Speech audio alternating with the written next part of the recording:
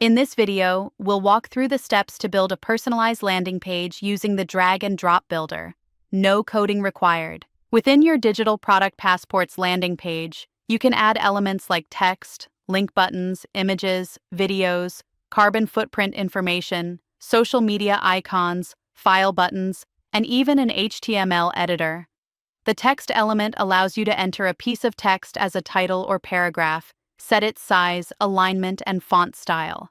The link element allows you to enter URLs that are displayed as buttons. You can customize the button label as well. With the image element, you can upload an image file, set its size, shape style, and even add a link to it. If you want to show a YouTube video, you can add the video element and paste the URL directly. You can add a carbon footprint element to show the estimated environmental impact of your product. Upload an image and enter the information. If you need assistance to calculate the carbon footprint, contact us. Add your social media profile by adding a social icons element. You can then organize, hide, or delete if needed. The file button element allows you to upload a file or enter a link to one.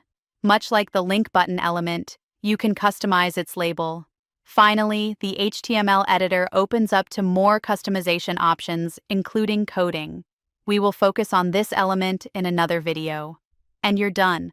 The landing page is saved and connected. Users will see it right after scanning. If you have questions, check the support section or leave a comment below.